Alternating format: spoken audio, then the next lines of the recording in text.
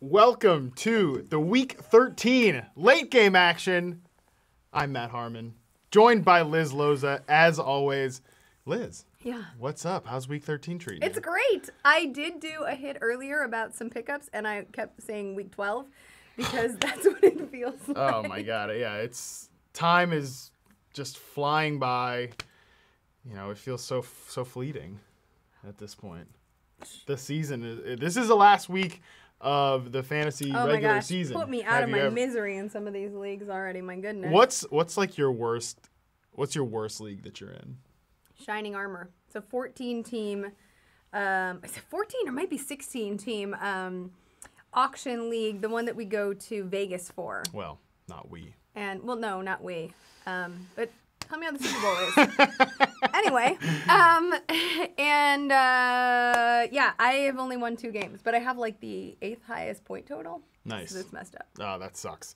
Yeah, I have most of my teams. This is the great content that people definitely tuned in for us to talk about our teams. Most of my teams are like between 6-6 and 7-5, so like I don't really have any very good teams. Some are. But this week means a lot for you then, so you're in the same boat as a lot of our viewers. Yeah, for sure. Luckily, I have Patrick Mahomes in a few spots, which we'll talk about that right up top because our title player here is Spencer Ware. We already have one question from Facebook. Kenneth says, "What the hell is going on with Spencer Ware?"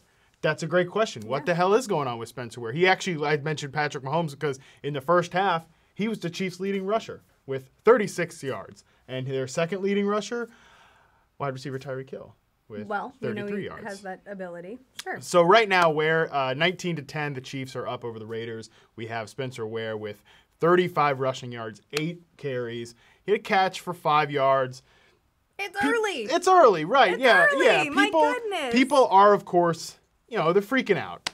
There's a good at least a quarter that the Chiefs are going to salt away. Especially if, look, we've got Tyreek Hill running in a potential touchdown right there as we're live. I was saying a little short maybe. But anyways, if the Chiefs keep piling on the Raiders. This could be a Spencer Ware moment. Spencer Ware game script. Andy Reid came out and said, I want this to be a running back by committee. They've got Damian Williams. They've got some guy, Darrell Williams, from the preseason. But he always says he wants a running back by committee. And then it always is usually one bell cow Ask back. Charkandrick West about that running back by committee. Right, yeah, absolutely. So I think that we end up seeing him be a starting running back. I mean, definitely, this always happens in fantasy, right? Like one player removes himself from the equation. Another guy he jumps right in. It was the same thing with Cortland Sutton when Demaryius Thomas got traded. And Sutton's been fine. He had his best game probably of the season today against the Bengals. Less than an hour ago. Right, but going into that, he wasn't doing much. It's just we tend to do this when, oh wow, we get all excited. We're doing it with Austin Eckler. Yeah, we're doing it with Austin Eckler. I think I'm the only person who's like,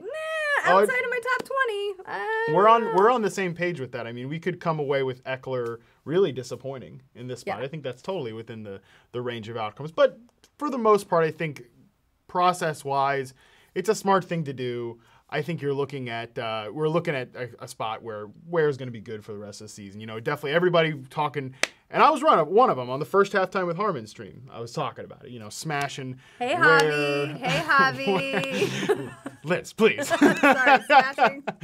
We're smashing Kareem Hunt out of our lineups and Spencer Ware scoring a touchdown right there. I think you got it. Look at that. Look, you people came and you were upset, and now you're not upset anymore. Spencer Ware rushing touchdown there. That's why you played him in this spot, and I think we will continue. He'll get one more. He's going to get another one too, I think. Oh, at the end of the game. Certainly possible. So I want to ask you. You watched a couple games pretty closely in the first half.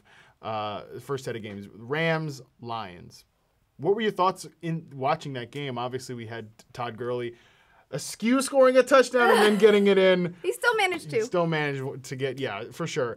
I came away from that game thinking this to myself. I got people chirping at me on Twitter all the time about how I don't like Brandon Cooks enough, but I think Robert Woods is the best receiver on that team. Robert Woods is the most versatile receiver on that team, and sometimes when you're the most versatile piece of talent at a company or on a team, you don't get respect because you don't get to shine at one thing all the time. But Robert Woods has blocked, I would say, as good as a vintage Doug Baldwin this season. He's moved outside when Cooper Kupp was in, so that Kupp could do his thing, a better slot man. He's moved inside when Josh Reynolds, although, that Monday night game, Josh Reynolds took some snaps inside, but for the most part, Robert Woods has allowed himself to be so much more than a possession receiver and really a better real life player than a fantasy player. And in this week, that multi-skill set, multifaceted skill set really showed itself because it's who Jared Goff felt most comfortable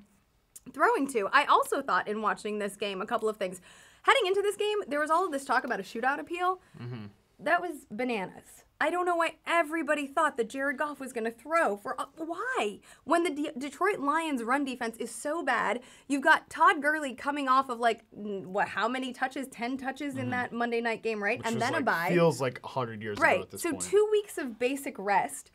He, of course, is going to run wild in this one. Jared Goff didn't have to throw in this one. So, and also Matt Stafford, coming into this game, had been sacked 19 times over his last 4 games. Aaron Donald is pretty good. Yeah, no kidding. Did you see the picture of him in the locker room with taking his shirt off? I was like, oh my God, I can't even believe that guy's like the same species as me. It's hard to think.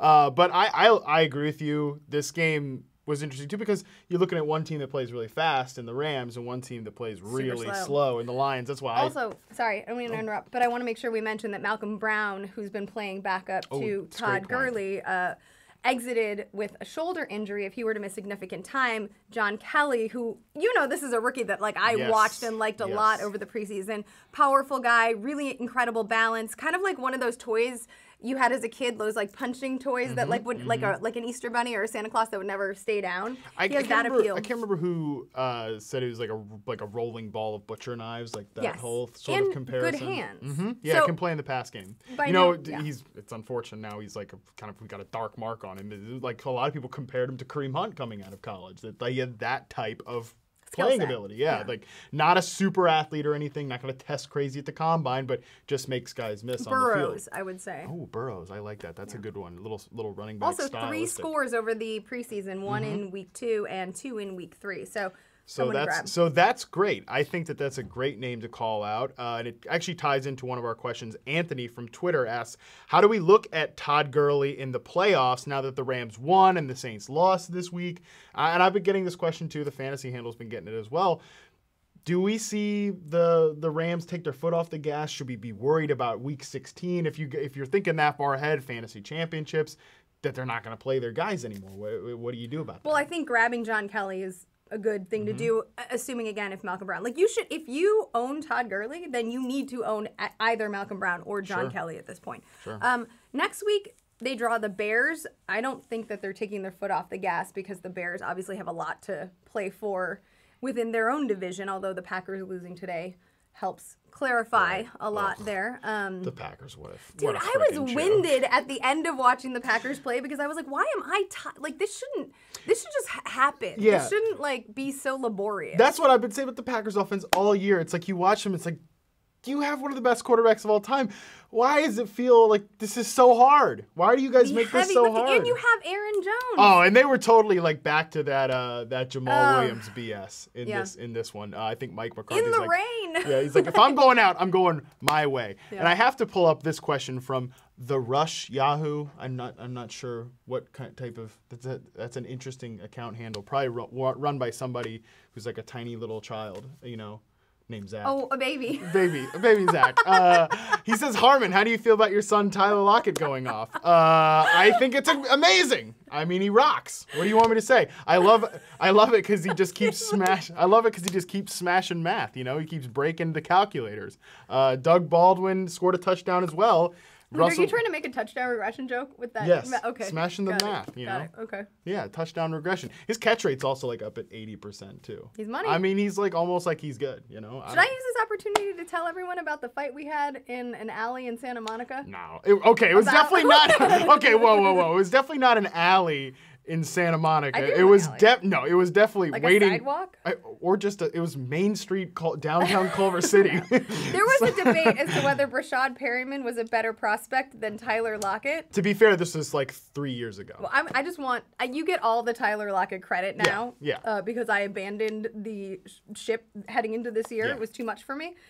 But you want to tell the people who you thought was a better prospect? Oh, I definitely, back in 2015, I thought that Brashad Perryman was a better prospect than Tyler Lockett. Hey, so did the Ravens, you know? Yeah, if anybody knows receivers. They know receiver play. History has proven that. What did you see much of Lamar Jackson at all in this game? I saw him get concussed and then come back out. The guy's freaking 3-0. He's won every single one of his starts. He has. He's a stud. It's gonna be interesting to see what they do next week with this whole Joe Flacco hip injury. You have to imagine they're gonna. I was going to say you have to imagine they stick with the kid, and I think that that's the presumptive thought, right? Probably. But there could be some weird Joe Flacco and then specialty plays with Lamar Jackson. Oh, did you see John Harbaugh said, yeah, we don't have any quarterback controversy. Right. We might throw all 3 guys out there. I'm like, oh, my God, give me a break. The QBBC. Yikes. I want to talk also about the other game that you watched a lot of, the Bears-Giants game. Bears fall. That stinks. Whatever. The Giants accidentally won. You know, that's not really what they want to be doing right now.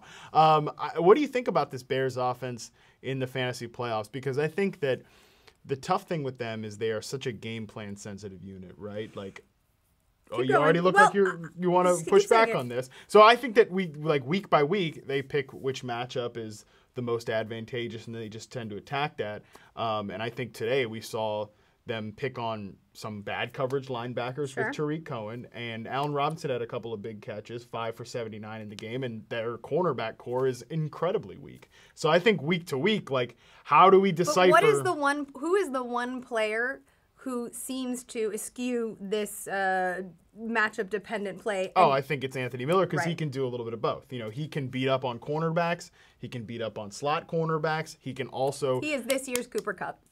He's beating that line he's beating Cooper Kupp's rookie stat line. Which I don't think most people would think of, but to me, I mean, I thought Anthony Miller was a way better college prospect than Cooper Kupp. Not that Cooper Kupp hasn't been a good pro. I mean, he obviously has. But he was a walk-on, right? And I don't believe he tested incredibly well either. No, and I still contend that if he went to like any other team, he would definitely not be the player that he is. You know, I mean, that's just such a perfect spot. If Anthony Miller. No, I'm talking Cooper Kupp. Oh, I'm talking Cooper Kupp. I think Anthony Miller would be good anywhere, because I think he's just that type of route runner, that type of explosive athlete, and a guy who wins in contested situations. And has also proven himself with lacking quarterback talent under center. I mean, he made Paxton Lynch look good. Oh, my God, right? Like, remember that? Also, we just got a long Jared Cook touchdown, so that's... What's up, Scott Fishbowl? Are you still alive in Scott Fishbowl? Yep. Yeah, I had a bye this week, so I'm just coasting. The thing about this though is, like, I got Patrick Mahomes, Adam Thielen, and like the rest doesn't matter, because I think in that type of league, like you know, for people who don't know what the Scott Fishbowl is, it's a massive league. There's a lot of competition. It's like all the good teams are the ones. Players. Oh yeah, all the good teams are the ones who like nail a few players, you know, and that's it. But yeah, I mean, this second half of these late games, is there anything you've got your eye on? Anything that you're really paying attention to that the people out there should be watching? I think Dalvin Cook has been underrated for so long. Speak on it. I touted him last week ahead of James Conner, and then did something I wish I hadn't done, which was back off. And I was like, well, gosh, everybody. Oh, Brad was yelling at you. He was yelling. But I thought, I didn't go with my gut, and I was really upset with myself, because then Dalvin Cook, even if he's not doing a lot on the ground, via the air, he has been so money. And I just feel like you're watching it now against the Patriots. Like, that offensive line in Minnesota is a mess, and Kirk Cousins needs a quick safety blanket, a check down option, and Dalvin Cook has not only been electric but efficient and will not let him down, which I think has negatively affected Kyle Rudolph. But I'm hoping via the holidays we might see the red zone reindeer, but I don't have him. I projected tight ends, and I don't have him projected for a score this week. Yeah, no, I mean, he had a nice catch, but like that's all that's going to happen with Kyle Rudolph at this point. Like the passing volume there you mentioned is just so concentrated through Diggs and Thielen, but Dalvin Cook has emerged as that third player, 6 catches today, and then he has 6 carries for over 60 yards. So I think if you have him, you're excited about it for sure. The 49ers got a score here. We'll sign off on this note. Mullins Mania back on, baby. Not really. But it is interesting. We got Dante Pettis running in the touchdown there. That Hopefully was we a Scott Pianowski pick. Let's give Scott some love because Scott really touted him on last week's Yahoo Sports Fantasy Podcast, which you should subscribe to on Apple Podcasts and Spotify or wherever you listen to podcasts. We will do another episode this evening with Scott, but Scott went all in on Pettis with Goodwin out dealing with this personal matter, and that means 2 scores over 2 weeks for Pettis thus far. I love it. I love it. I want to see more Matt Breida in the second half because, you know. Oh, Zay Jones. Can we, like... What do you want to say about Zay Jones? I mean, I feel like Zay Jones is I feel like you've been trying to make Zay Jones happen for a few weeks since now. he was drafted. Yeah. Well, when you've got your running back one, Josh Allen, back there rushing for like 100 yards or something There was a crazy good like question that. in here about Josh Allen over Dak Prescott as a potential QB2 heading into the playoffs. I'm not that brave. Yeah. No, I don't think so. No. I don't think so. I mean, that offense, like if he doesn't rush for a bunch of yards, Right. he's not Then gonna you're do not going to have anything through the anything. air. And also, the lack of touch in his arm, I don't. it's brutal. There's some Ryan Mallett in his playing style. It's rough. Hopefully they surround him with some more talent this offseason too, because like Kelvin Benjamin had one catch today. It was just disgusting. Yeah. We get a lot of questions about lettuce in the like romaine? in the chat. Yeah. Kendall, one of the other social editors today, ate some like romaine lettuce, so she actually might be dead by the time I ate some at the cafeteria a couple days ago. Are you feeling all right? Fine so far. I mean, you're sitting next to me. I seem to be okay. Well, hopefully Liz doesn't die after we sign off here. And on that note, that is going to do it for the Week 13 late game halftime with Harmon show. Liz, thank you so much for joining us. We will be doing the Yahoo Sports Fantasy Podcast in just a few hours. It'll be a lot of fun, so make sure you subscribe on iTunes or wherever the hell you get podcasts. And as for this show, of course, you can watch us every week on YouTube. You can watch us on Twitter. You can watch us on Facebook. Or you could be a real champ and watch us on Twitch so that makes people them think about like, it too much, my and then they producer can't just Ravi run. don't yell at me about our Twitch channel, like not getting enough, I don't know, comments or whatever. Engagement is the word he's looking for. Engagement. All right. Well, we're going to go engage with the rest of these games. We hope you all enjoy it too, and we will see you next time.